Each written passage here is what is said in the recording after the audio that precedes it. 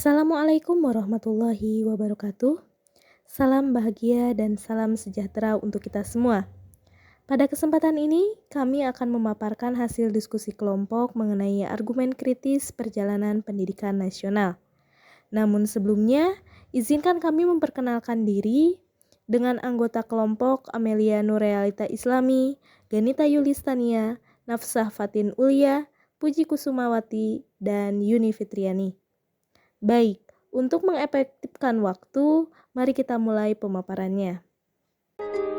Apa praktik pendidikan saat ini yang membelenggu kemerdekaan peserta didik dalam belajar dengan melihat perjalanan pendidikan nasional sebelum kemerdekaan dan sesudah kemerdekaan?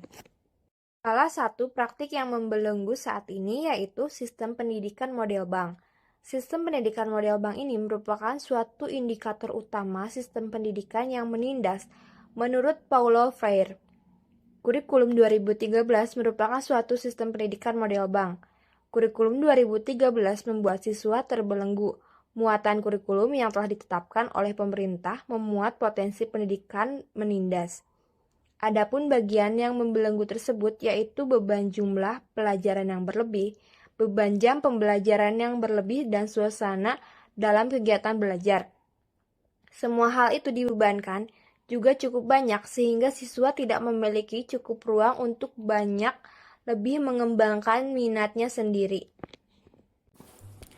Saya, Nafsah Fatin Ulia, di sini akan menjawab pertanyaan yang pertama, yaitu apa praktik pendidikan saat ini yang membelenggu kemerdekaan peserta didik dalam belajar dengan melihat perjalanan pendidikan nasional sebelum kemerdekaan dan sesudah kemerdekaan.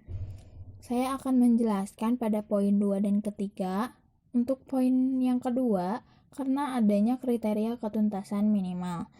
Dengan adanya KKM ini, peserta didik dalam melaksanakan pembelajarannya tentunya terbelenggu, di mana peserta didik tidak merdeka ketika melaksanakan pembelajaran.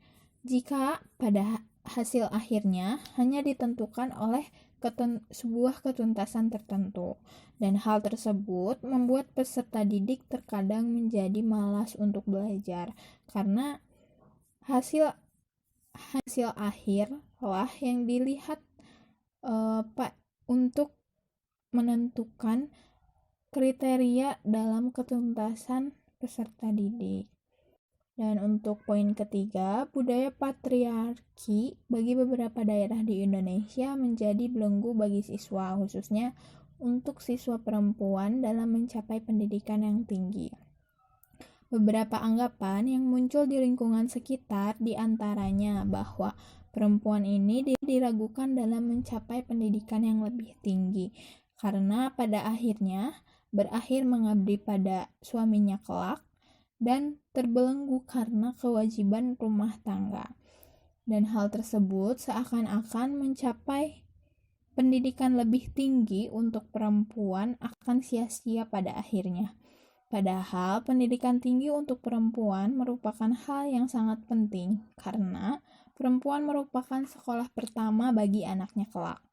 Dalam menanamkan pendidikan yang baik untuk anaknya nanti diperlukan seorang ibu dengan pendidikan yang baik pula. Sehingga untuk budaya patriarki ini sangat berpengaruh pada karakteristik dari peserta didik, terutama untuk peserta didik perempuan.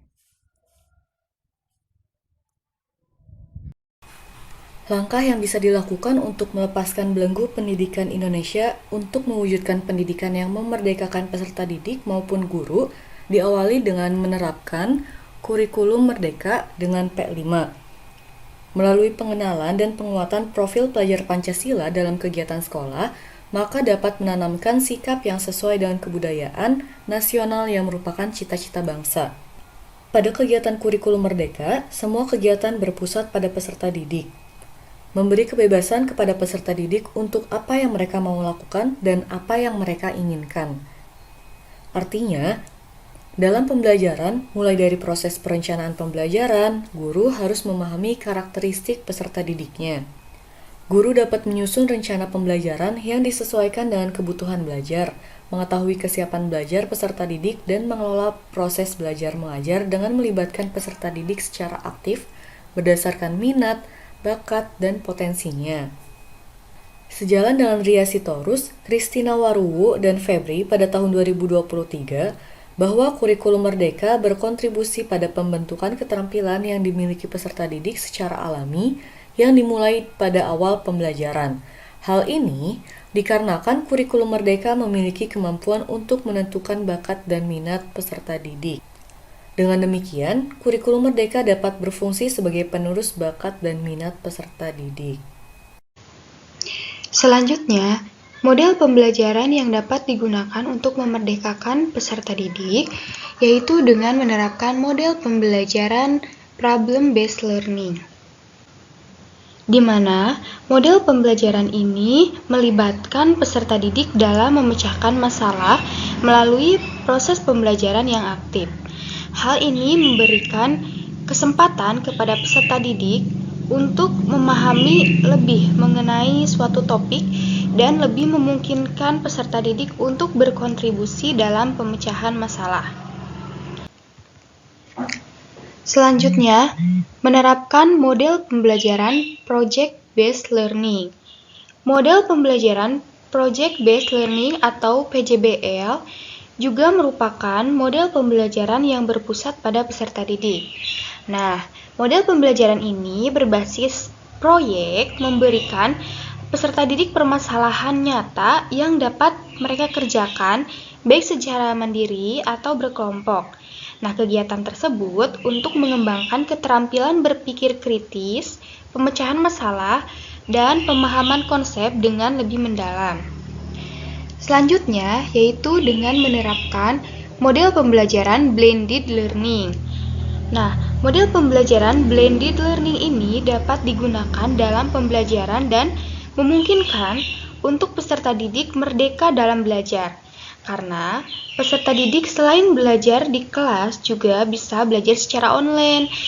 Nah, jadi pembelajarannya itu bisa belajar secara mandiri, bebas mencari sumber bahan dan informasi untuk menyelesaikan tugas. Pembelajaran online ini bisa dimanfaatkan untuk pemberian materi atau informasi dari guru terkait materi sebagai forum diskusi, pemberian tugas, dan pengumpulan tugas oleh peserta didik.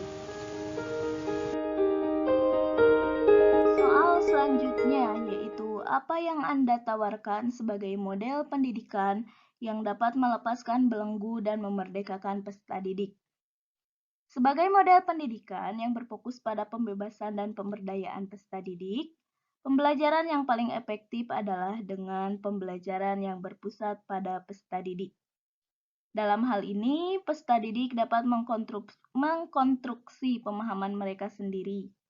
Selain itu, guru harus menyiapkan dan melatih peserta didik bukan hanya mengenai pengetahuan, tetapi juga keterampilan-keterampilan yang mereka butuhkan untuk kehidupan. Misalnya keterampilan 4C, literasi digital, dan lain sebagainya. Menurut kelompok kami, model kurikulum Merdeka yang saat ini sedang berlaku diupayakan untuk melepaskan belenggu belajar tersebut dalam pendidikan di Indonesia, baik bagi guru maupun bagi peserta didik.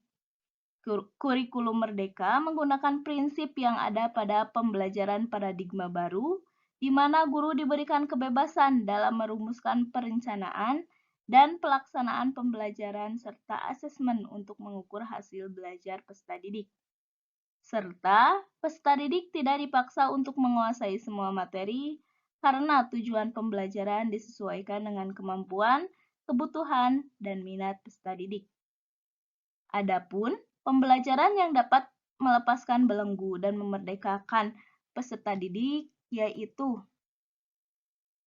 yang pertama, pembelajaran diferensiasi.